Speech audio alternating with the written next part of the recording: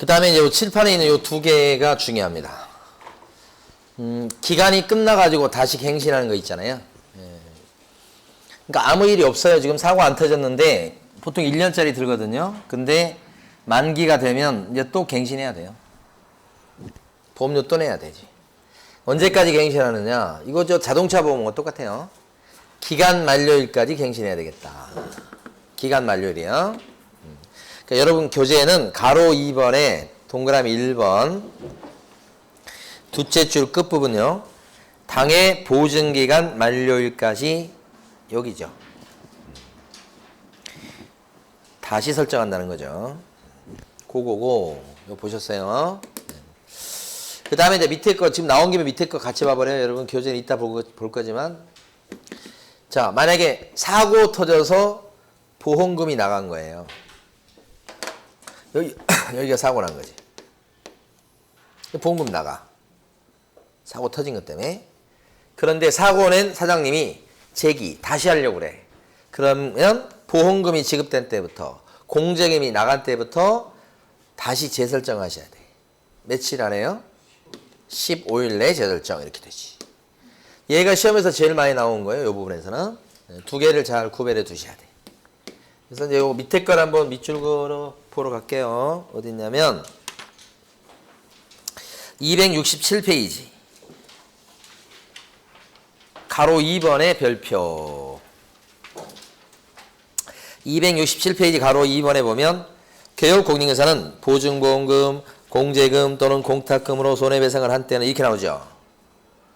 그러니까 개업공인중개사의 보험회사에서 보증기관에서 물어줄 때는 15일 내에 보증보험에 다시 가입하거나 공제에 다시 가입하거나 공탁금 중에서 모자란 금액을 채워놔야 되겠다. 며칠 이내 하도록 돼 있죠? 그러니까 요게 지금 사고 난 경우가 밑에예요. 위에는 사고 난 게 아니에요. 평화롭게 그냥 1년이 그대로 무사히 지난 거고요. 근데 다시 할 거니까 갱신 이렇게 되는 거고, 이때는 요 기간 중에 여기서 사고 터진 거예요. 사고 터져서 보증금이 나가면 보증관계는 쪽나요. 중간에라도. 그러면 다시 하고 싶으면 어떻게 해야 돼? 이제 보험금이 나갔기 때문에 15일 내에 뭐예요? 재설정하셔야 되겠다. 그래서 15일을 자주 물어보는데 가로 2번 별표 하셨죠 지금? 그러면 물을 때 자 맞춰보세요. 기간이 만료돼서 재설정하는 경우는 보증기간이 만료되고 나서 15일 이내에 재설정하셔야 되겠다. 기간 만료하고 나서 15일 내에 재설정한다 그러면 뭐예요? 여기는 그러면 늦어요. 사고 터지는 경우는 미리 할 수가 없잖아요. 사고가 터져버렸으니까. 그러면 보험금이 나가고 나서 그때 사후적으로 15일 내에 하는 거지만 이건 사고 난 게 아니기 때문에 요때까지는 이어줘야 되겠다 이 말이지. 오케이. 잘 구별하시고 그 다음에 이제 어디를 보시냐면 여러분 교재는 264페이지입니다. 264페이지에 보면 아래쪽에 보면요. 보증 관련 설명 및 교부 의무라고 된 거 있죠. 요것을 큰 별표 하셔야 됩니다. 거기 세 줄 밑줄 긋고요. 부동산 사장님인 개공은 중개가 완성되었을 때 거래 당사자에게 손해배상 책임 보호자에 관한 사항을 설명하고 관계증서사본을 주거나 관계증서사본을 직접 줄 형편이 안 되면 전자문서로 제공해라 이 뜻이에요. 그러니까 이게 지금 부동산 사장님이 한 건 하게 되면 고객분한테 혹시 이게 잘못돼서 사고 나도 내가 1억까지는 물어줄 준비가 돼 있으니까 안심하세요 라고 얘기해 주고요. 그 공제증서나 보험증서를 복사했던 걸 주라 이 말이지. 요게 요거예요. 근데 이건 언제 보증 내용을 설명하는 거예요? 언제 보증관계증서 사본을 주는 거예요? 중개가 완성된 때 도장 찍었을 때요. 거기가 형광펜이요. 중개 완성된 때 첫 줄이 거기 그 부분만 딱 아시면 돼요. 작년 시험 문제에 또 나왔어요, 이게요. 그러면 중개 의뢰 받았을 때 아니죠. 우리 사장님이 있는데 사무실에 와가지고 물건 구하러 왔는데 오자마자 바로 뭐라고 그래 막 나 1억짜리 가입했다고 막 자랑질을 할 건 아니죠. 오자마자 할 게 아니고 그 사람이 마음의 결정을 해서 도장을 찍기 전에도 아직까지는 보증 내용을 설명할 필요가 없죠. 언제 설명해요? 도장을 꽉 찍으면 잘하셨다고 하면서 얘기해 줘야지. 걱정 마시라고. 그러면 중개 대상물에 대한 확인 설명을 언제 하는 거예요? 도장 찍기 전에, 완성되기 전에. 그거하고 구별해야지. 확인 설명은 완성되기 전. 보증 내용에 대한 설명은 완성된 도장 찍으면 바로 얘기해 주는 거예요. 두 개 잘 구별하시고. 그 다음에 칠판을 잠깐 보시겠습니다. 여기서. 이제 막상 이제 사고 났을 때 보험금을 타는 절차를 쭉 한번 설명을 간단히 드려볼게요. 핵심적인 게 두 개 있는데 그거 설명드릴 거예요. 첫 번째 보면, 자, 사장님이 사고를 칩니다. 그러니까 피해자 입장에서는 막 물어내라고 막 그럽니다. 그래서 이제 이거 할 때 뭐 재판을 할 수도 있고, 안 하면 둘이 뭐 합의 볼 수도 있고 막 그래요. 그래서 손해배상 해주기로 합의를 봤다든지, 아니면 재판 걸어가지고 이제 뭐 끝까지 가서 판결 났다든지, 이렇게 되면 합의서, 그 다음에 판결문 사본, 요런 걸 갖고서요, 보증기관에 가야 됩니다. 돈 내놔라 해야 돼요.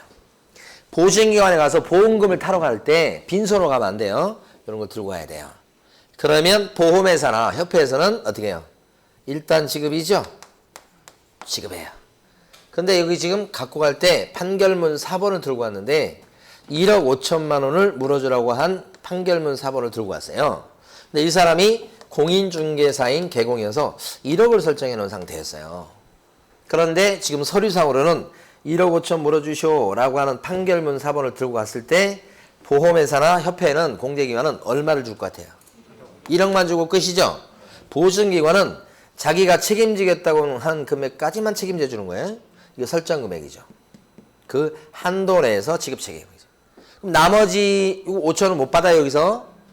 그러니까 보증 설정하면 법이 정한 최소한의 금액을 쉽게 받을 수 있도록 하는 거다. 그게 의미가 있고 다 받는 건 아니에요. 아닐 수 있죠. 만약에 3천만 원짜리 판결문 사본을 들고 왔다. 3천 주지 당연히. 그때도 1억 주지는 않을 거 아니에요. 그러니까 많이 물어줘야 1억인데 넘어가면 어떻게 돼요? 나머지 5천만 원은 누구한테 받아낼 수밖에 없다? 사장님한테 받을 수밖에 없다.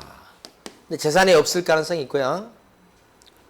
있다고 해도 받을 때 경매를 쳐서 받아야 되기 때문에 시간이 한 1년 걸릴 거예요. 혹시 경매를 쳐서 이제 배당금에서 받는다고 하더라도 배당 순위가 꼴등이야, 이 사람. 앞에 뭐 은행이라든지 이런 게 다 앞서가요. 그럼 배당을 못 받을 수도 있지. 그렇죠? 그런데 그런 점이 있으니까 받기가 쉽지 않아요. 그러나 하여간 이론적으로 봤을 때 부동산 사장님은 보증 설정을 했건 안 했건 얼마 했건 상관없이 전 손해를 물어줄 책임이 있는 거죠. 이론적으로는 그렇게. 그래서 개공과 보증기관은 입장이 틀리다는 거지. 그래서 여러분들은 교재 266페이지 펴보세요. 266페이지 왼쪽 귀퉁이에 보시면 제일 아래쪽에 있는 거 있죠? 별표 치시고, 보증기관은 개업공인회사가 보증 설정 한도 내에서만 책임을 지게 되고, 보증기관은 다만 개업공인회사는 초과된 손해액에 대해서도 별도로 전액 책임을 집니다. 이렇게 돼 있죠? 오케이. 거기 잘 나오는 부분이니까 잘 봐두시고. 자, 하나만 더 하고 이제 넘어갑니다. 그게 뭐냐면 267페이지 제일 밑에 다이아몬드 8번이 있습니다. 행정처분이라고 써져 있죠? 자, 세 줄을 밑줄 긋습니다. 원래 개공은 보증 설정을 갖다가 업무 개시 전까지 하셔야 돼요. 업무 개시 전. 근데 업무 개시 전까지 보증 설정해야 될 걸 보증 설정도 안 하고 일을 해버려요. 그럼 법 위반이야. 요게 걸리면 우리 개공의 등록이 날아갈 수가 있어요. 임등치 사유다 이렇게 돼 있어요. 그래서 거기 가로 1번 행정처분에서 첫째 줄, 둘째 줄, 셋째 줄까지 밑줄 그으시면 돼요. 밑줄 그어 놓으셨죠? 그러면 여러분들은 거기 2번 문제를 풀어보세요. 나눠드린 문제에서 2번 문제.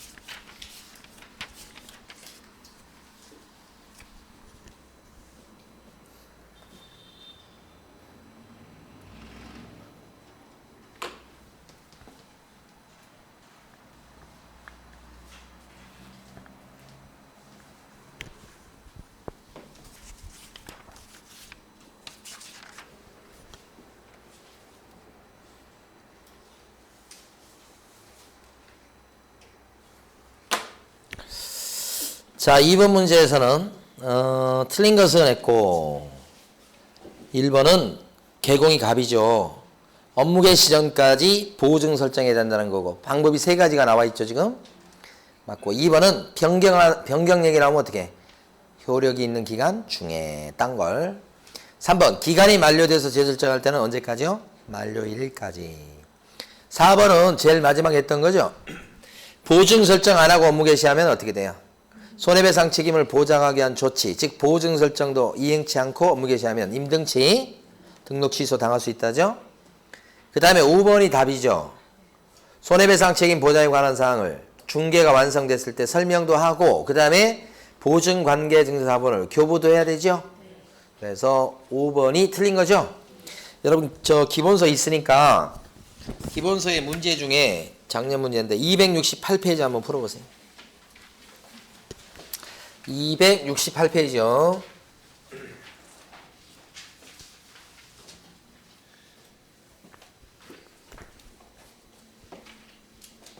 예제 문제 있죠?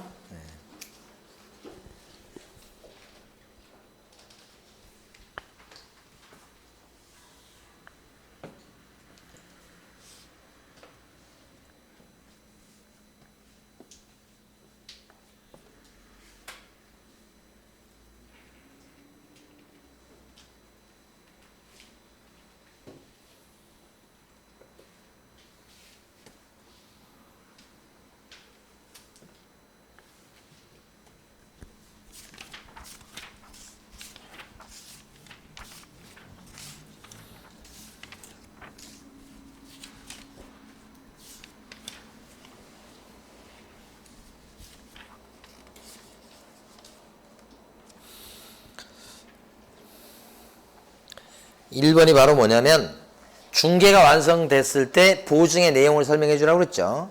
설명할 보증 내용 중에는 거기 나와 있는 것처럼 1년짜리다 2년짜리다 이것도 있다는 얘기입니다. 그러니까 세부적으로 좀 물어봤지만 같은 내용이고요. 2번은 비재산적 손해가 정신적 손해를 얘기하는 거예요. 그 정신적 손해는 물어줄 범위에 들어가지 않습니다. 2번이 틀린 거. 3번은 사무소 제공 책임입니다. 근데 그 어디에도 고의과실 얘기가 없다죠.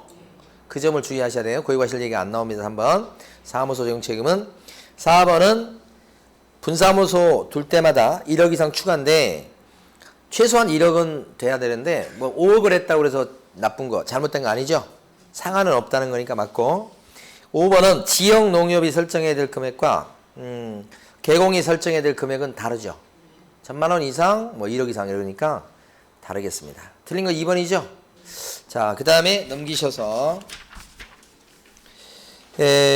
우리 교재는 277페이지를 펴두시고 중개보수 보겠습니다.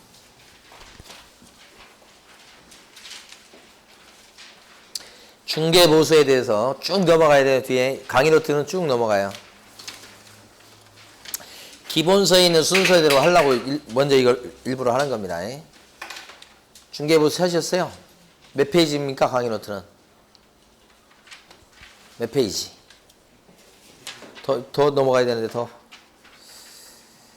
맞네. 거의 맞네. 거기. 더 넘어가야 돼. 더. 거기는 거기. 몇 페이지? 151페이지요. 오케이.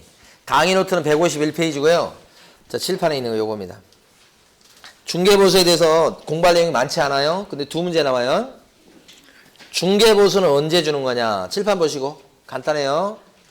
중개보수는 언제 주는 거냐면 자, 의뢰를 받습니다. 팔아주시오. 머리시고 소개행위를 합니다. 물건 보여주고 설명하고 도장 찍습니다. 이렇게 되면 이제 중개 완성이라고 보통 얘기해요. 중개 완성 지었다. 이렇게.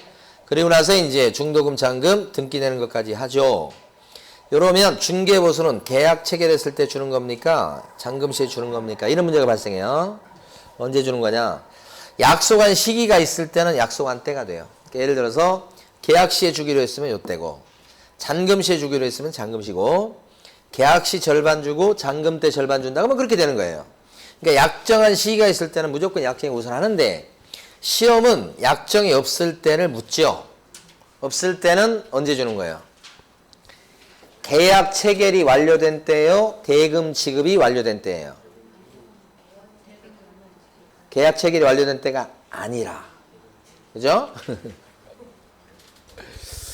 거래 대금의 지급이 완료된 때예요. 거래 대금의 지급이 완료됐다는 게 뭐예요? 잔금. 여러분 이제 교재에서 체크할게요. 이제 어디 있냐면 왔다 갔다 해서 죄송한데 책이 그렇게 돼 있는 거 어떡해요. 288페이지 가보세요. 288페이지.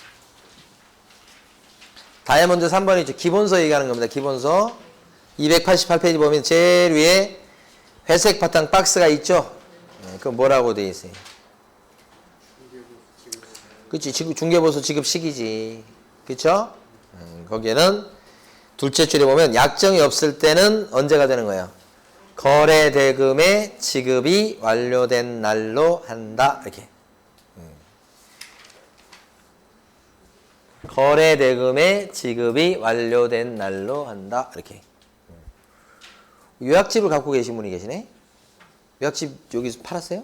네. 오, 그래요? 어떻게 된 거예요? 요약집도 있고, 막, 정신이 하나도 없는 요약집도 있고,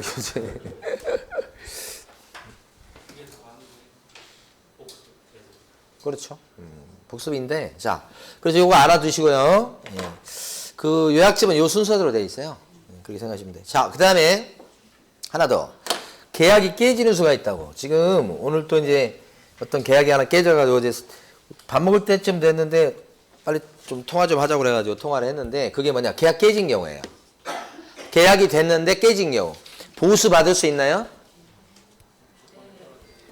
깨졌다는 것은 무효가 되거나 여러분 민법 시간에 막 취소, 해제, 그죠? 이 세 가지잖아요. 깨졌다, 파기. 보수 받을 수 있다, 없다? 누구 탓이냐 봐야 돼. 누구 책임이냐? 개공 책임이야? 못 바꿨죠. 개공 책임이 아니야? 받을 수 있겠지. 간단해요. 자, 사례를 하나씩 기억해 두세요. 위에 것은 개업 공인중개사가 매수인한테 소개시킨다고 소개시켰는데 사겠다고 하니까 사기꾼을 소개시킨 거예요. 사기꾼. 매도인이 주인이 아니었던 거예요. 그러니까 매수인은 사기당해가지고 계약금 날려먹었어. 그럼 매수인 입장에서는 취소하겠죠. 계약을 뭐 이렇게 할 텐데 그러면 중개보수를 받을 수 있어요? 없지. 누구 때문에 계약이 이렇게 되는 건데 사기꾼을 소개시킨 잘못이 있잖아요. 그래서 이때는 보수받을 수 없죠. 이게 지금 달라고 다가갈 게 아니고 도망가셔야 돼. 사기꾼 소개시켜서 매수인한테 계약금 날려먹게 했죠. 그러니까 손해배상 책임을 져야 된다고. 지금 달라고 할 그럴 정신이 있으면 그럴 때가 아니지. 지금 도망갈 때지. 이렇게 된 거지. 자, 밑에의 경우는 많은 케이스 중에 어떤 게 있냐면 대표적으로 최근 한 2, 3년 요 사이에 부동산 가격이 많이 올라가니까 계약금 받아먹고 계약을 체결했던 주인들이 파기하는 경우가 꽤 있었다고요. 5천만 원 계약금 받았어. 그래서 막 계속 올라가. 그래서 어떻게 하냐면 5천만 원 받은 거 돌려주고 5천만 원 돈만큼의 자기 돈, 매도인이 자기 생돈을 또 물어줬어. 그리고 여러분은 2배로 물어준다 이렇게 얘기하죠. 여러분들은. 의미가 틀려요. 사실은. 받은 원래 돈은 깨졌으니까 그건 돌려주는 거고 그만큼의 돈, 그 생돈은, 내 돈은 이제 손해배상으로 넘어가는 거예요. 그게. 해약금으로. 그러니까 여기 이제 보면 그렇게 된 게 해제가 해약이에요. 그러면 계약금을 포기하면서 2배로 물어주면서 해약을 했다. 그러면 누구 탓이요? 매도인이 변심? 그치. 그러면 사장님 탓이 아니죠. 받을 수 있다. 이렇게 기계적으로 하셔야 돼. 구체적으로 받느냐 못 받느냐를 따질 필요가 없어요. 시험 보실 때는. 일단 기계적으로 사장님 탓이면, 그러니까 개공 탓이면 못 받고, 개공 탓이 아니면 받고. 자, 요 교재가 어디에 있냐면, 우리 기본서요 기준으로 가니까, 어디 가시냐면, 280페이지. 280페이지 보시게 되면, 가로 2번에 보수청구권의 소멸이라고 돼 있죠? 280페이지. 기본서예요. 그 소면에서 동그라미 1번과 동그라미 2번 두 가지를 싹 읽어주셔야 돼. 그러니까 이게 이전을만 하면 한 번씩 뚝뚝 나와요. 그게요. 그러니까 지금 수업 시간에 하는 내용들만 알아두시면 합격하는 아무 문제 없어요. 그건 맨날 나오니까. 근데 어떤 것은 이제 뭐 간혹 나올 때도 있고 그런데 그런 것 중에서 이제 격가제에 해당하는 내용들은 우리가 나중에 이제 다 하고 나서 이제 보충을 조금 하든지 아니면 문제할 때 보충하든지 이렇게 할 거예요. 그러니까 기본 틀에 해당되는 걸 정확히 아시는 게 중요해요. 요 가로 2번에 지금 기출문제 표시가 돼 있어요.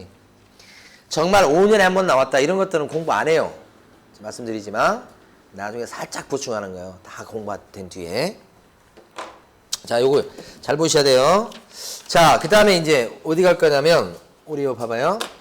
법정 한도를 볼 거예요. 법정 한도.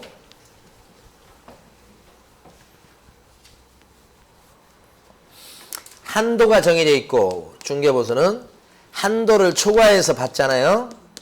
그러면 금지행위가 돼요. 우리가 이제 셋째 시간에 금지행위를 할 거거든요. 금지행위가 좀 양이 많지. 금지행위가 돼서 이때 초과보수는 1년 이하의 징역이나 1천만 원 이하의 벌금을 형사처벌해야 돼요. 그러니까 뭐가 중요하냐면 한도가 중요하지. 자, 그러면 여러분 기본서 보세요. 기본서 강의 노트도 아니에요. 여기 지금 요거 이 강의 노트에 있는 것은 여러분 필기를 대신한 거니까 기본서를 봐가면서 봐봐요. 어디 보시냐면 282페이지.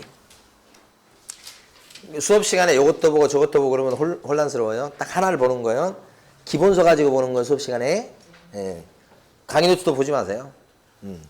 자, 여기 보면 282페이지 보시면 가로 2번에 주택에 대한 한도가 나와요. 거기 동그라미 1번을 보셔요. 거기 보면 주택의 중개에 대한 보수는 나왔죠. 첫 줄을 밑줄 긋고요. 국토교통부령으로 정하는 범위 안에서 국토교통부령의 동그라미 특별시, 광역시, 도, 조례로 자치도의 조례로 정한다. 그랬죠. 요 셋째 줄에 조례 동그라미예요. 그러니까 어떻게 되는 거냐면요. 자, 칠판에 있는 거. 국토교통부령으로 한도를 정하는데 더 들어가서 시도 조례로 또 한도를 정한다 이 뜻이에요. 끝이에요. 자, 그런데 이렇다면 법정 한도는 주택이다 그랬을 때는 일단 국토부령을 가봐야 돼. 그 국토부령의 내용을 지금 가보는 겁니다. 노란색 칠하는 것은 요 내용 가보니 그 밑에 나와 있는 것처럼 중개보수는 이쪽 저쪽 따로따로 받죠? 그런데 한쪽한테 받을 수 있는 한도를 정해 놓는데 그 한도는 별표 1로 정한다라고 돼 있다고요. 그렇게 돼 있죠, 지금. 셋째 줄에 보시면 쌍방한테 각각 받되 일방한테 받을 수 있는 한도는 별표 1과 같다. 이렇게 거기 가면 딱. 그러면 요걸 기억하셔야 돼요. 다른 게 아니고 이 한도는 쌍방한테 받을 수 있는 한도예요? 일방한테 받을 수 있는 한도예요? 요걸 아시라는 얘기예요. 요걸 아셔야 되는 거예요. 그리고 별표 1인데 이거 바뀐 거거든요. 옛날에는 뭐 매매 교환은 0.9, 0. 뭐 그다음 임대차는 0.8 그런 게 있었잖아요. 사라지고 별표가 생겼어요. 그러니까 세부적으로 자세히 정해놨다는 뜻입니다. 그래서 요건 암기할 필요가 없어요. 제가 볼 때는. 그래서 별표라고 생각하시면 돼. 별표에서 뭘 정해요? 한쪽한테 받을 수 있는 한도를 정하죠. 근데 그게 끝이 아니죠? 그 안에서 또 뭘로 정해요? 그래요. 그래서 시도조례표가 하나 더 나와요. 그럼 여러분이 지켜야 될 것은, 여러분들이 중개보수 받을 때 지켜야 될 것은 결론적으로는 뭐예요? 시도조례표예요. 그리고 그래서 시도조례표를 사무실에 걸게 되는 거예요.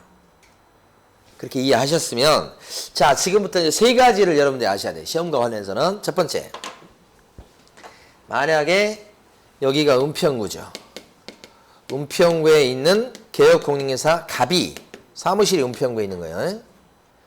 자, 경기도 고양시 덕양구에 있는 아파트를 중개할 수 있죠. 아파트를 중개해줬어. 갑이 중개한 거예요. 물건지는 고양시 덕양구예요. 그러면 이걸 중개한 갑은 중개보수를 받을 수 있겠네요. 중개보수 받을 때 지켜야 될 법정 한도는 결국 조례예요. 근데 그 조례가 물건지 기준하면 경기도가 될 거고, 경기도 조례. 사무실 기준하면 사무실. 그러면 이거 서울시 은평구니까 서울시 조례가 되겠죠? 두 개가 같이 정될 수는 없어요. 둘 중에 하나를 정해야 돼. 정해놨죠? 둘 중에 어떤 조례에 따라서 법정 한도가 정해져요? 무조건 사무실이죠.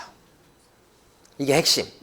사무소 소재지 관할 시도 조례가 적용되는 거예요. 그래서 사조례 기억가지고 사무소 소재지 관할 시도 조례가 적용됩니다. 사무실 기준입니다. 그래서 여러분들은 283페이지 가보시면 동그라미 3번이 있죠. 동그라미 3번에 보시면 중개대상물 소재지하고 나오죠. 사무소 소재지가 달랐을 때는 개업공인중개사는 사무소 소재지 관할 시도 조례가 정한 기준에 따라서 보수를 받아야 되겠다. 그거죠. 아주 잘 나오는 거죠. 30번 시험 본 것 중에서 한 15번 이상 나왔을 거예요. 그렇게 많이 나온 거예요. 하나 더 보도록 합니다. 자, 칠판을 먼저 보고 여기 보면 지금 요 금액대는 요건 안 써놨지만 요 금액대는 0.6까지 받는다고 돼 있는 거예요. 조례가. 예를 들어서 요 금액대는 0.5라고. 그런데 요 금액대에 들어가면 0.6까지밖에 못 받아요. 그런데 손님하고 약속할 때 사장님이 0.8%로 약정을 했다 이겁니다. 여기인데 여기밖에 못 받는데 0.8로 약정하면 많이 넘겨서 약정한 거죠. 이렇게 약정을 하면 초과 부분은 한도인 0.6을 초과한 부분만 무효가 됩니까? 아니면 싹 무효가 됩니까? 최근에 2번이나 나왔어요. 그 전에 옛날에도 뜨문뜨문 나왔었는데요. 그래서 여기 보면 이거 판례이기도 합니다. 초과한 약정을 했다면 0.6하고 0.8이니까 요 0.2 정도 초과했죠? 그 넘어간 부분이 무효가 되지 초과 부분 전부 무효가 되는 건 아니에요. 전부가 아니고 초과 부분만 무효입니다. 이 얘기거든요. 이것도 꽤 나오죠. 그러니까 여러분 교재는 284페이지 보시고 아래쪽에 가면 한도를 초과한 중개보수 약정의 효력이라고 된 거 나오는 거 보이시죠? 그래서 거기 박스 안에서요. 하나, 둘, 셋, 넷, 다섯째 줄 끝에 가보십니다. 다섯째 줄 끝에 가서 이제 따라서부터 밑줄 긋습니다. 따라서 구부동산 중개법 등 관련 법령에서 정한 한도를 초과하는 부동산 중개보수 약정은 한도를 초과하는 범위 내에서 여기가 핵심이에요. 한도를 초과하는 범위 내에서 무효다. 전부 무효다 그러시면 안 된다고요. 거기를 딱 알아두시고 오케이. 2개 있죠 지금? 그 다음에 자 2개 했어요. 지금 칠판 보셔야 되는데 세 번째 것은 그렇게 많이 나온 건 아니에요. 근데 한번 듣고 이제 흘리시면 돼요. 자 보시면 조례를 잘못 해석해 갖고 많이 받은 거예요. 어떤 거냐면 어떻게 생각하시면 좋냐면 0.6하고 0.5가 있는데 요 칸을 적용시켜야 되는데 요 칸을 적용시켜서 많이 받은 거야. 이걸 실수해 갖고 어느 칸을 적용시킬지를 착각을 한 거야. 그래서 많이 받아버렸어. 그러면 그때는 초과 보수로 돼서 금쟁이가 될 텐데 그에 따라서 이렇게 1년 이하의 징역 또는 1,000만 원 이하의 벌금으로 처벌됩니까? 안 됩니까? 잘못 해석해서 그런 건데. 처벌돼야 안 돼요? 처벌돼요. 용서하지 않습니다. 실수했다고 해서 만약에 이걸 용서해주기 시작하죠. 어떤 일이 벌어질 것 같아요? 많이 받아놓고 왜 이렇게 많이 받았어? 그러면 아이 제가 실수. 안 나의 실수. 막 그러면서 옛날에 그 유행어지고 그런 게 있잖아요. 젊은 사람 또 모르지. 아 나의 실수 뭐 그런 거 맨날 그런 거 있잖아요. 예. 이걸 알아먹는 사람은 나이 든 사람이야.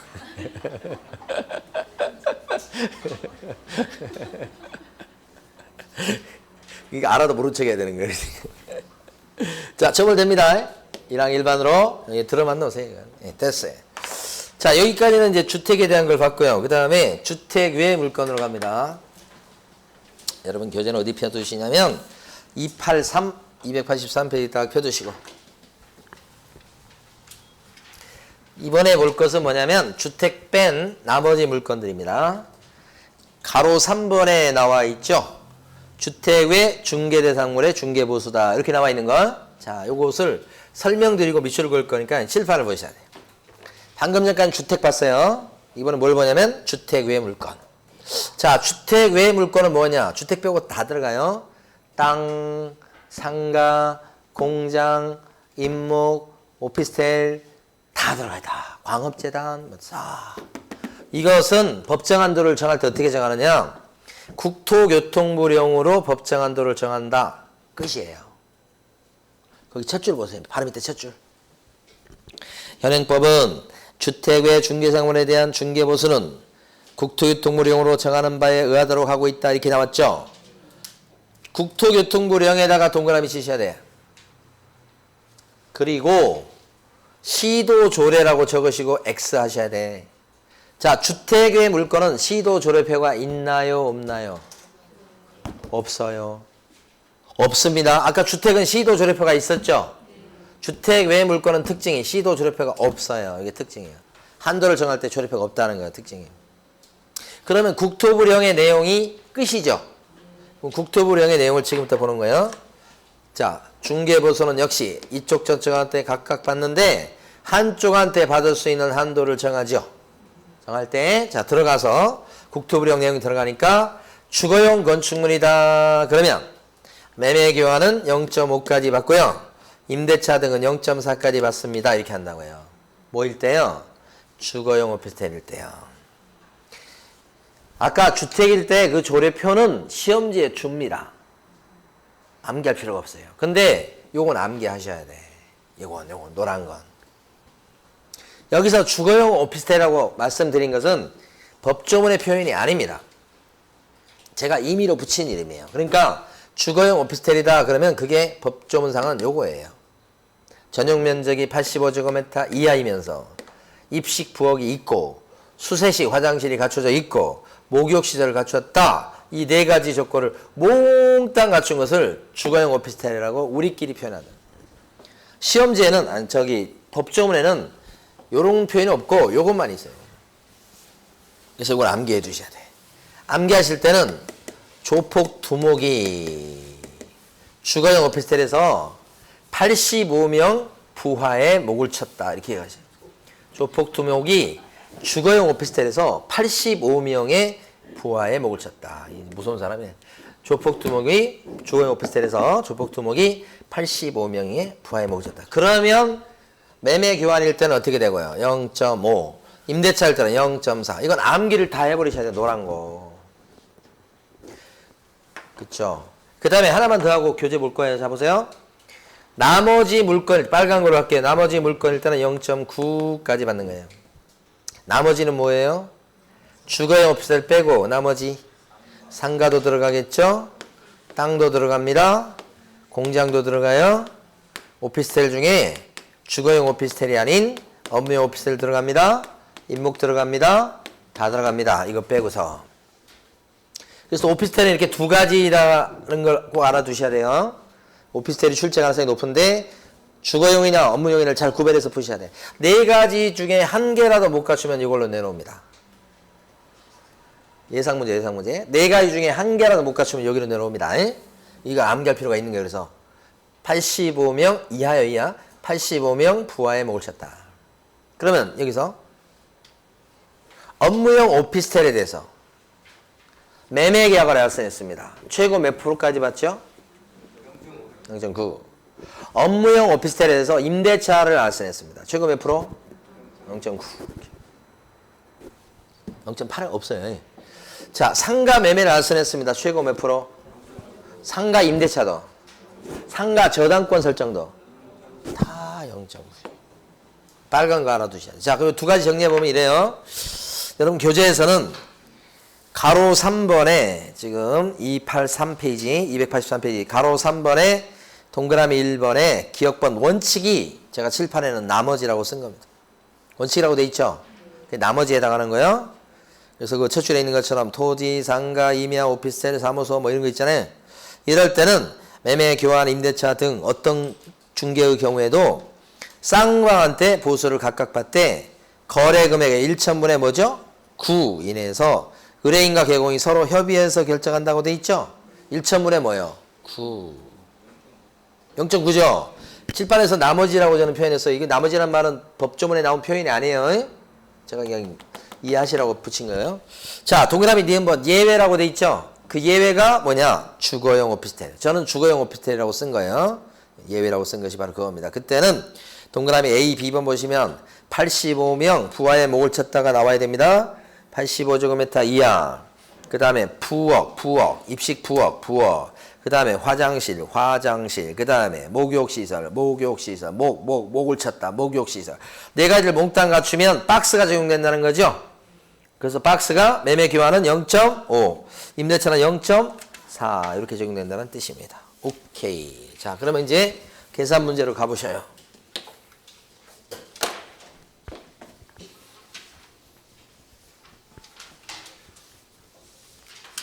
갑니다. 저기요. 자, 여기 원래 중개보수 계산 공식은 합의된 거래 금액에다가 요율을 곱합니다. 그러면 산출액이 나와요. 그거랑 한도액하고 비교한다는 표시예요. 곱해서 나온 금액이랑 한도액. 한도액은 어디에 나오는 거죠, 이거? 시도 조례표의 오른쪽 끝이에요. 여러분들이 보고 계신 것은 282페이지예요.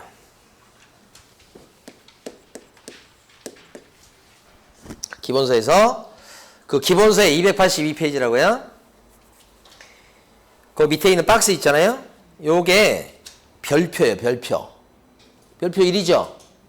근데 서울시 조례가 이 별표 1을 그대로 뺏겼어요. 하나도 안 고치고. 그러니까 현실적으로는 별표하고 서울시 조례가 같아요. 제가 모든 조례, 시도 조례를 다 이렇게 비교해 본 건 아닌데 거의 같을 거예요, 아마. 그래서 요게 시도 조례표라고 생각하시면 돼. 그러면 여기서 보면요. 오른쪽 끝에 무슨 숫자가 나오죠? 한도액이라고 써져 있죠. 25만 원, 80만 원 이런 거예요. 이게 한도액이에요. 그 한도액과 곱해서 나온 금액 중에서 적은 금액까지 받는 거예요. 자, 해봅니다, 지금. 자, 매매입니다. 근데 물건이 주택이다 그러면 제가 박스를 쳤어요. 왜냐? 주택은 시도 조례가 적용돼서 계산할 때 조례표를 줍니다. 암기하는 게 아니고. 줬어요. 아까 282페이지를. 그럼 2억의 매매가가 형성됐다면, 팔아줬다면 요율이 어떻게 돼요? 조례표에 있다면 0.5예요, 4예요? 0.4. 5 그러시면 안 돼요. 2억 이상 9억 미만 칸에 들어가야 돼요. 그러니까 보세요. 그 어느 칸을 찾아갈지를 여러분들이 하셔야 된다는 얘기지. 그럼 80만 원 남았죠? 산출액이죠? 이것도 한쪽한테 받을 수 있는 산출액 얘기합니다. 일단은 한도액은요. 없는 칸도 있죠? 시도 조례표지만 있는 칸이 있고 없는 칸도 있고 막 그런 거예요. 그럼 한쪽한테 받을 수 있는 복비가 얼마? 80. 그럼 문제에서 쌍방한테 총 얼마 받습니까? 이렇게 물어봤다면 160 해야 되고 일방한테 받을 수 있는 복비가 얼마냐 이렇게 물어봤다면 80 그대로고 이렇게 된 거지. 요게 일방을 얘기한다는 걸 아셔야 돼. 자, 이번에는 주거용 오피스텔입니다. 2억에 팔아준 거예요. 주거용 오피스텔은 조례표를 적용하는 게 아니죠. 우리 머릿속에 있죠. 주거용 오피스텔 85명 부하의 목을 쳤다. 매가가 2억이에요. 요율은 어떻게 돼? 매매 교환은 0.5, 임대차는 0.4. 위아래 두 개밖에 없죠. 얘는 매매니까 0.5. 얼마요? 100만원. 일방입니다. 한도액은 있어요, 없어요? 왜 없어요? 조례표가 없으니. 아까 주택의 물건은 국토부령으로 정하고 조례표가 없다고 그랬죠? 얘는 조례표가 있고. 근데 한도액은 어디 나온 거라고 그랬어요? 조례표 끝에. 여기는 조례표 없으니. 조례표 있는 것 중에 있는 칸도 있고 없는 칸도 있고 그런 건 있어요. 근데 여기는 무조건 없지. 자, 이번에는 상가인데 2억에 팔아준 거예요. 상가도 주택 외 물건에 들어가죠. 우리가 분류한 방법은 나머지예요. 그러니까 나머지 물건에 들어가는 대표적인 사례를 상가를 든 겁니다. 근데 실제 시험 문제에서는 업무용 오피스텔이 나올 수도 있는 거예요. 토지가 나올 수도 있고. 이렇게 되면 2억에 팔아줬다고 쳐봐요. 그럼 얼마요? 0.9 우리 머릿속에 있단 말이에요. 얘는 우리 머릿속에 있어야 돼 무조건. 그러면 180만 원 나오고. 한도액은 어떻게 해요? 없죠. 당연히 없는 겁니다. 그랬을 때 요 180은 한쪽한테 받는 돈을 얘기하는 거죠. 오케이. 전세는 밑에가 똑같기 때문에 계산하는 방법이 똑같기 때문에 넘어가요. 주로 시험은 임대차가 나옵니다. 임대차가 나오는데 이건 그대로 써먹을 수 있어요. 안 지운 건. 4천에 40입니다. 자, 노란 걸로 해볼게요. 월세가 있는 걸 임대차라고 지금 표현했어요. 그러면 요건 거래 금액이 4천 내는 게 아니고 월세에다가 곱하기 100을 해서 더하기 원래 보증금 이렇게 하는 거예요. 그러니까 4천에 40짜리는 전세로 치면 월세 없는 전세로 치면 8천짜리다 이 말이지. 월세를 환산해 줍니다. 방법은 월세 곱하기 100 이렇게. 그러니까 만약에 월세를 100만 원 내고 살고 있어요. 다달이. 그러면 월세 안 내고 보증금으로 묻어놓은 걸로 치면 얼마를 묻어놓고 사는 거하고 똑같아요? 1억. 그런 뜻이에요. 그래서 8천 나왔습니다. 그럼 8천 나왔는데 이게 주택이면 조례표 282페이지. 근데 이번에는 282페이지 조례표 중에서 매매 교환칸을 보시면 안 되죠. 임대차 등칸을 보셔야지. 임대차 등칸을 보면 0. 얼마? 4%인가요? 그럼 32만 원 남았습니다. 자, 한도액은 있어요, 없어요? 있을 수 있는데 30만 원 있네요. 그러면 둘 중에 어떤 거예요? 적은 거라고 그랬죠? 그럼 30만 요거지, 요거 아니고 이렇게 되죠. 자, 이번에는 4천에 40짜리인데 주거용 오피스텔이에요. 그러면 환산하면 곱하기 100 하면 8천 나오는 건 똑같죠? 요게 달라지죠. 주거용 오피스텔은 머릿속에 있는데 매매교환은 0.5, 임대차는 0.4, 밑에 0.4. 32만 원. 요때는 한도액은 당연히 없는 거지. 그럼 한쪽한테 받을 수 있는 복비는 32만 원. 차이점 아시겠죠? 상가입니다. 4천에 40짜리 상가를 구해준 거예요. 거래 금액은 월세 곱하기 100 더하기 원래 보증금. 이렇게 8천 남았죠? 요때 이제 달라지는 게 뭐예요? 상가. 나머지 물건에 들어가니까 요율이 우리 머릿속에 있죠. 최고율이 0.9. 98은 72 얼마요? 72만 원. 한도액은 당연히 없지. 조례표가 없으니 이렇게 한다고요. 이번에는 이제 1000에 30짜리 해볼 텐데 빨간 걸로 해볼 거예요. 1000에 30이다. 이렇게. 그럼 하면 월세 곱하기 100이요. 더하기 원래 보증금 하면 4천 나왔네. 이렇게. 그러면 딱 절반 수준입니다. 그런데 복비 계산을 딱 해보면 이 사람 대비 이 사람의 복비 부담 비중이 높아요. 금액이 크다는 소리가 아니고 비중이 높다. 그래서 이걸 좀 낮춰주기 위해서 법을 고쳐가지고 처음에는 다 이렇게 했었어요. 고쳐가지고 어떻게 했냐면 자 월세 곱하기 100을 해가지고 더하기 보증한 금액이 이 합친 금액이 있잖아요. 합산한 금액이 얼마가 나오냐면 4천 나왔죠? 합산 금액이 4천만 원 나왔다. 그러면 이게 5천만 원이 안 되죠. 5천만 원 미만이면 안 되면 이것처럼 또 안 보였어요?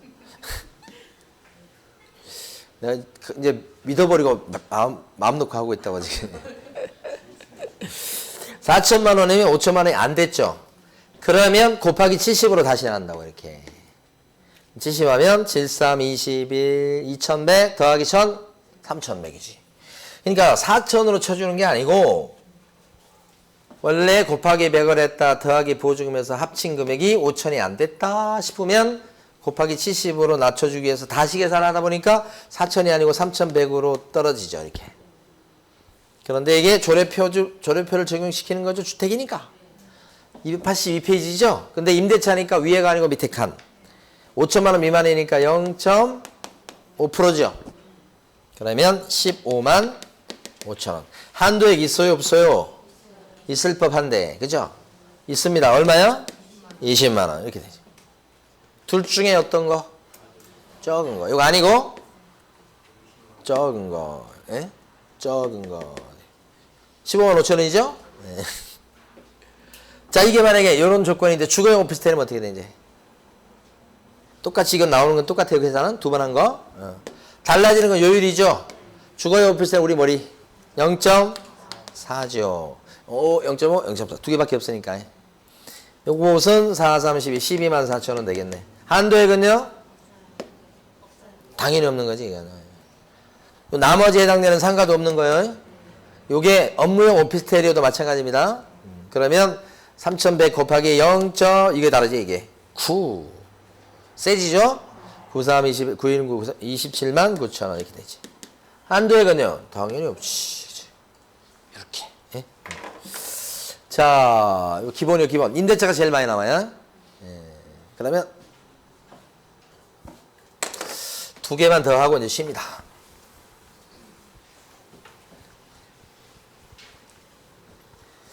시험에 많이 나온 게 뭐가 많이 나오냐면 지금부터 보는 이 복합 건축물이 시험에 많이 나와요. 이게 이제 단순 계산보다는 조금 생각이 있어서 그런 거예요. 자, 이걸 보고 두 개를 보고 밑줄을 긋고 문제를 풀 거니까 앞으로 10분 안에 많은 협조를 부탁드립니다.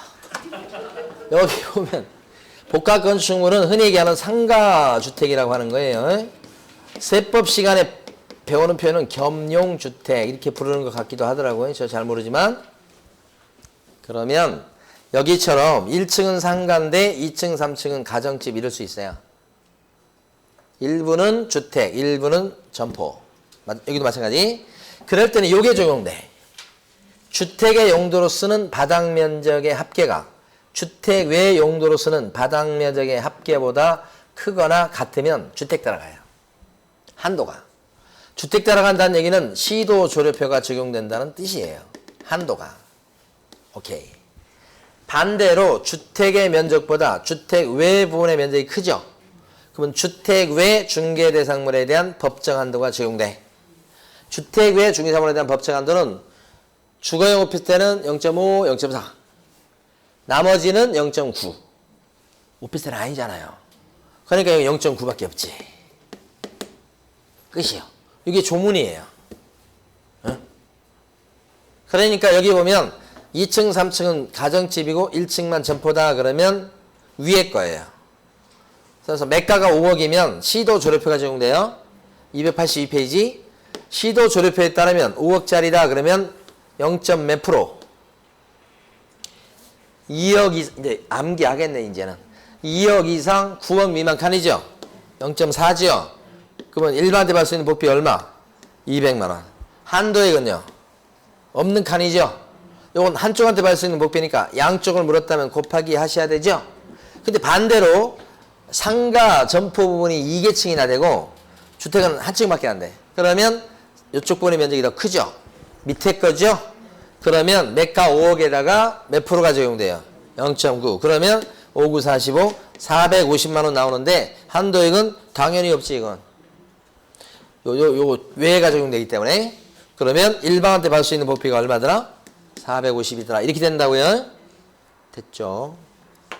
이게 잘 나오고 또 하나 더. 이게 잘 나와요. 6번.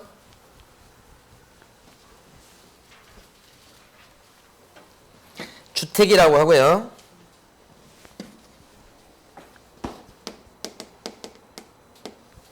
갑이 을한테 3억에 팔아먹어요. 집을. 을은 이걸 사서 그대로 매도인한테 2억에 전세를 놔요. 그러니까 이 매도인은 임차인이 되는 거예요. 결국. 요거 매수인은 결국 나중에 주인 되고 나서 임대인 되는 거예요. 두 사람은 계약서를 2장을 쓰겠죠. 그리고 을은 집을 사가지고 이사 안 들어가고 그대로 세를 놓잖아요. 을은 투자 목적으로 산 거죠. 실투자금이 얼마예요, 여기? 1억밖에 안 되죠. 2억 전세를 끼고 사는 거하고 똑같잖아요. 근데 계약서를 2장 썼지. 이때 중개보수는 주택이라고 했으니까 조례표 282페이지 3억요? 그럼 얼마? 2억 이상 9억 미만 칸에 들어가죠? 0.4예요. 432 얼마야? 120만 원. 한도액은 없는 칸. 한쪽한테 120 받는 거예요. 전세는 어때요? 조례표가 적용되죠? 전세니까 아래 거 임대차 등. 그럼 2억이다 그러면 1억 이상 3억 미만 그 칸에 들어가죠? 0.3% 얼마 그러면? 60. 이때 한도액 있나요 없나요? 없습니다. 한도액을 확인할 습관을 꼭 들이셔야 돼요. 그러면 매매건에 대한 복비 120. 그 다음에 전세건에 대한 복비 60 해서 원래 180을 받아야 되는 거예요. 이쪽도 마찬가지 2장 썼잖아요. 이쪽도. 매매건 120, 전세건 60 이렇게 돼야 돼. 180 받아야 되는데 우리 법에서는 이럴 때 할인을 해줘. 왜냐면 부동산 한 개 갖고 이러고 저러고 했잖아요. 동일한 중개 대상물에 대해서 동일한 당사자. 매매계약의 당사자도 을이고 전세 계약도 을갑이야. 두 장의 계약서지만 당사자가 동일하죠? 그 다음에 동일한 기회니까 요거 하면서 요것도 같이 샀단 말이에요. 그러면 할인 들어간다. 그래서 어차피 매매건이 셀 거니까 전세건은 받지 말고 매매건만 받으시오. 이렇게. 매매 계약에 관한 금액만을 증여한다고 돼 있죠? 좀 이따 밑줄 그을 거예요. 여기도 마찬가지. 이거 아니고 매매 한 건. 이렇게 된다는 얘기요. 그래서 계산 문제 나왔을 때 180 받는다고 그러시면 안 돼. 100개씩.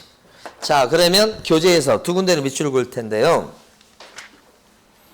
넘어가셔서 저기 286페이지 가로 1번에 286페이지 가로 1번에 동그라미 2번요. 동일 당사자 간의 중첩계약이다 그랬어요. 이게 무슨 말인가 모르겠다. 이건 동일한 중개대상물에 대해서 밑줄 긋고요. 동일한 당사자 간의 동일이라는 말이 한 번 더 남았죠. 매매를 포함한 둘 이상의 거래가 동일한 기회에 이루어졌을 때 동일한 말이 3번 나오죠. 그때는 매매 계약에 관한 금액만을 적용합니다. 거기가 저 형광펜. 매매 계약에 관한 금액만을 적용합니다. 그거요. 우리 대학 동기인 중에 고등학교 동기이면서 대학 동기인 친구가 있었어요. 이름이 동일이에요. 성까지는 바뀔 수가 없어요. 인터넷 검색하면 나오니까. 그러니까 어쨌든 그 고등학교 동기니까 아무래도 더 친하지. 그래서 기숙사에 있을 때 제가 이제 방에 가끔 놀러 가요. 근데 기숙사에 이제 있는 사람들이 보면 대충 보면 뭐 잘 뭐 지내고 그렇습니다만은 워낙 선후배가 많이 있기 때문에 특히 그 먹는 거에 대해서는 예민합니다. 잘 숨겨놔야 돼요. 내놨죠? 그날 하루 끝납니다. 그렇기 때문에 집에서 뭐 귀한 거 올라오잖아요. 그러면 장롱속에 꽉 숨겨놓습니다. 그래서 우리 이 동일이라는 친구가 숨겨놓은 것 중에 뭐가 있으면 꿀 있죠, 꿀. 꿀을 숨겨놓은 거야. 그래서 가끔씩 가서 이제 가면 농 속에서 끄집어내요. 그래서 꿀을 타줘. 동기 왔다고 이제 꿀 타주는 거야. 그래가지고 이제 커피포트에 물 끓여가지고 이제 이렇게 저 뭐죠? 꿀 이렇게 덜어가지고 이렇게 해줘요. 그것도 좀 푹푹 파야 되는데.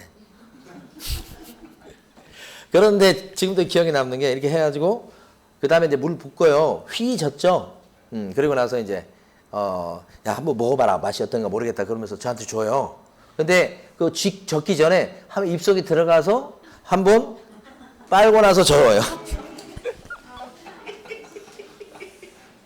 아, 모르겠다 하면서 쩝쩝 하더니 또 한번 또 입속에 한 3번 들어갔다 나온 것 같아. 안 드실 태세인데. 그러나 우리는 안 먹을 수는 없잖아요. 먹었지. 예. 그 생각, 이거 볼 때마다 생각나요. 이름이 동일이어서 그러게. 입속에 몇 번 들어간다고요? 자, 한 군데 더 밑줄 긋습니다. 교재는 287페이지. 제일 아래쪽에 가면 가로 4번에요. 겸용주택이라고 된 거 나오죠? 네, 거기요. 첫째 줄부터 셋째 줄까지. 중개대상물인 건축물 중 주택의 면적이 2분의 1 이상일 때는 주택의 분류로 해서 보수규정을 적용하고, 지문 문제도 여러 번 나왔어요. 2분의 1 미만일 때는, 주택의 면적이 2분의 1 미만일 때는 주택 외 중개대상물에 분류돼서 중개보수 규정을 적용합니다. 그러니까 2분의 1 미만일 때는 2분의 1이 안 되면 주택 외 법정 한도가 적용됩니다. 0.9가 적용됩니다. 그 뜻이에요. 뭐 분류 뭐 이렇게 썼는데 이게 또 책을 쓰신 분이 자기 이제 말을 만들어낸 건데, 조문 그대로 하는 게 좋죠, 아무래도. 어쨌든 그렇습니다. 문제를 여러분들은 4번 문제를 풀어보셔요. 4번.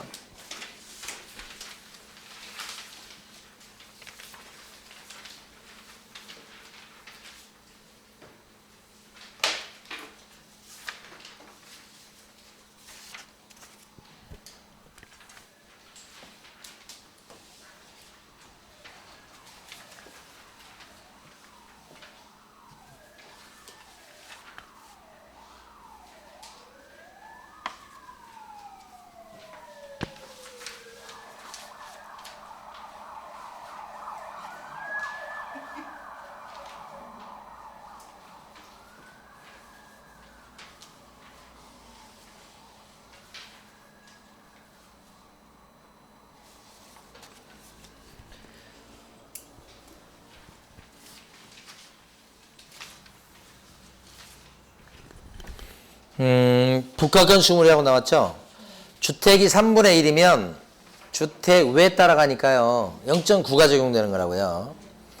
자, 그런데 한 번씩 보면 기억번은 뭐라고 되어 있냐면 각각 을하고 병한테 보수를 받는다. 이건 당연한 얘기. 그 다음에 니은번에 보면 B가 속한 시도 조례에서 정한 기준에 따라서 중개보 주택이면 이렇게 되는데 주택으로 취급하지 않잖아요. 그러니까 니은번 틀렸죠. 조례 적용 없어요. 디귿번 매매 계약에 관한 금액만을 적용합니다. 이건 맞죠. 맞고 리을번은 주택의 중개에 대한 보수 기능을 적용한다. 이것도 틀렸죠. 맞는 거 뭐라고 그랬습니까? 맞는 건 기억번하고 디귿번이죠. 가다. 정답 몇 번이에요? 2번이죠. 자, 5번 문제 풀어보십니다. 5번.